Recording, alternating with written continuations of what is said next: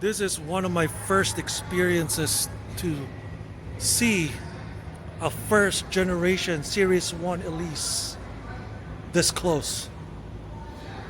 And it's a treat. This is what kind of saved Lotus on the brink of bankruptcy per se. And this is it, the Lotus Elise Series 1 that has a standard 1.8 liter Rover K series engine. You can just pause the video to read the details about this car. And full disclosure too, I've driven the second generation Exige. I barely fit on that car. What more on this one? So everything here is so bare, which is perfect. Look at that. Simplify and add lightness. Yeah, this is the first Series 1 Elise. I think this is the standard 1.8 liter Lotus Elise. This never came in the US because it's just too awesome, too raw, and the NHTSA doesn't like this car because it's just basically a frame, no impact zones at some degree. Of course, it has a roll cage, no airbag, no side airbag, pure raw delightful. And yep, the dashboard is very simple. No radio, just blower right there. Everything lightweight, everything basic.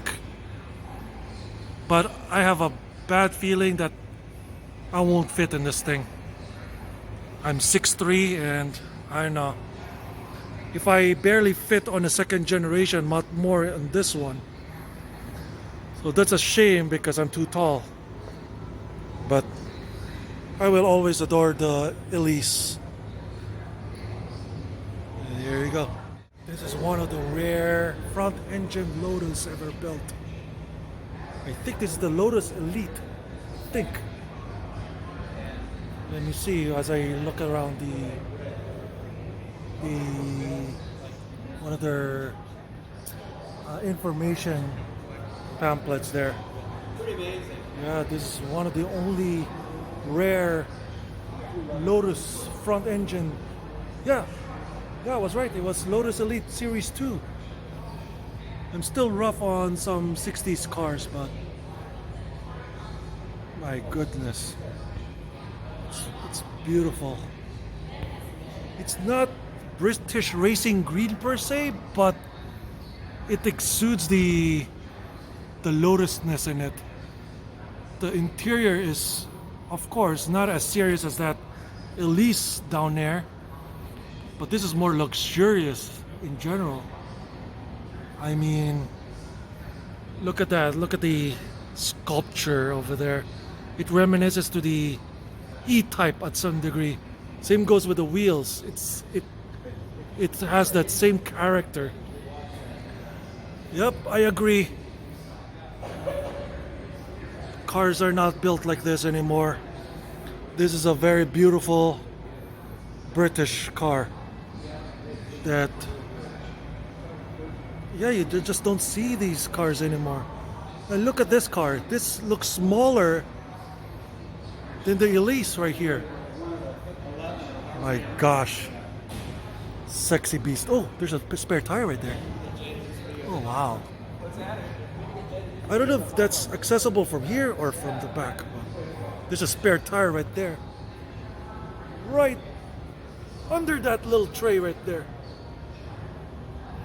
Here we go. Series 2 Lotus Elite.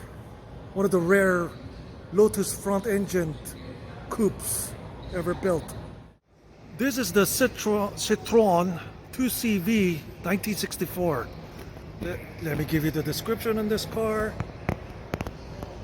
Right there. This is one of the trifecta iconic cars back in the 50s and 60s versus the Beetle, the Type 1 Volkswagen, the British Motor Company's Mini, and this is the French's Citroen 2CV. And this is one of the only cars right now that where I can sit down, try to fit myself in. And as you can see, I love the color combination. So cute, so cute. And it says I can take a picture in here. I'm shy, so I just want to sit on it and see how do I fit in this thing. So basic car. Chris Harris of Top Gear loves this thing, and he bought one recently, I think. And this one has a fabric roll top right here. And then let me sit down in here. Okay, it's tight inside for me. Maybe because of this large steering wheel. And I'm big, I'm tall, I'm 6'3". And ow. I'm having some cramps right now. Yeah, this car is tiny inside. And it has a column dashboard shifter right here. It's comfortable. I like the seats. Of course, it's rackety and old, but yeah, the seats are comfortable actually. And I just need to have a smaller steering wheel so I can fit here properly, because my legs doesn't want to move over too much. Yeah, the suspension is super soft, Philippine-proof suspension. I think this one doesn't have a windshield or any windows for that matter. Let me see if I can fit in here. Of course, I got stuff in my pockets and everything. There you go.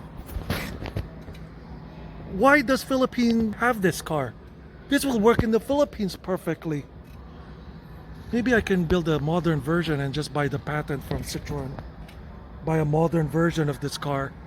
I design a modern version of the 2CV, and it will work in the Philippines. See, look at that. It's so simple. Just get a nice cheap Japanese made engine, and then just based on the overall design of this, it will work in the Philippines. Let me get out of the car. Ow. Yeah, I'm a big guy, but to most Filipinos, this car works, in my opinion. It's better than the Bajaj RE or the Bajaj Cute, because it looks very nice. Filipinos can build this since they can copy it. So this is the club model. I don't know how 2CV6 Club, I don't know what hierarchy that this model has, but I like to buy just license this design and then just build a Philippine version of this, make it a little boxy, a little bit more millennial look. This will work in the Philippines, in my opinion. Why didn't Citroen back then import this in the Philippines? That I don't know. I don't get it. The suspension is Philippine proof. It's super soft. Sure, if you're sensitive to motion sickness, this may not be the car for you. But alrighty, this is the 2CV. I'm gonna let the couple take a picture of their own over there. So there you go. If there's a car that I want to die in, like if I just want to drive a car on which I just want to kill myself, I want to get this. This is the first generation Viper RT10, the V10 monster. According to Best Motoring, 400 horsepower American monster, Dodge Viper. Yeah, I'll never forget that Best Motoring test on this car. And despite of its huge engine, that 8-liter engine, still can't keep up with some of the Japanese sports cars back in the day, even though they call this an American monster. With this roadster right here. And this is the first version on which it doesn't have windows. So you can see the detail right here. It doesn't have windows. It's basically you have to pitch a tent for you to cover this car. It has a colorful history. Normie car guys knows this car. I want to highlight this because with that question of if I just want to kill myself in a car, this is it. Aside from the 930 turbo Porsche, of course. Because if you don't know how to drive this car, that's it. You might as well be dead. And look at that. American. I'm a fan of the Viper. Just like the Corvette, too. And just the simplicity of this car is just mind-boggling. It does have AC on this one. That's an option back in the day also. But yeah, this is the first generation on which you have to pitch a tent to put a top on. I can't get enough with that Japanese narrator about this car. 400 horsepower American Monster Dodge Viper. Side exhaust right there that gets hot later on. Yep. Monster. Alrighty. And gold. Always mixes really well. Black and gold. With a tan interior, I think. I prefer black though, but this is the 635 CSI. Basically, a little bit grade below compared to the M6 or M635 or whatever. But this is the 635. I mean, this is more of a bit more of a cruiser than the typical M6. Oh, I love this. Power rear window. Two-door cars should have this. The Honda Legend has this.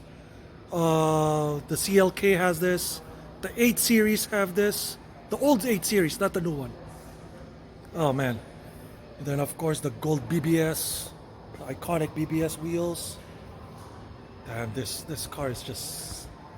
If I just want to go out and have a drink, just ask for a girl to date, I think this is a good car already.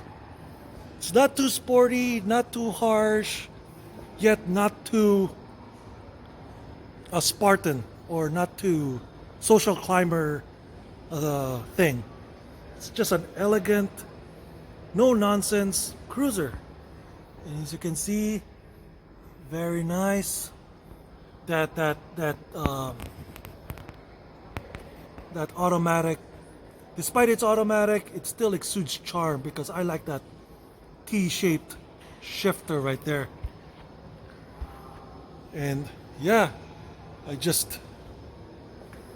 CSI, man.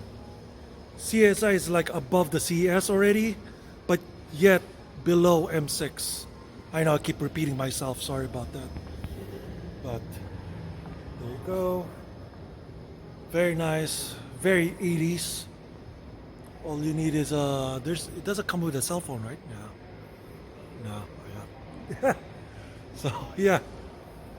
And this is a US version too. It has that big bumpers right there.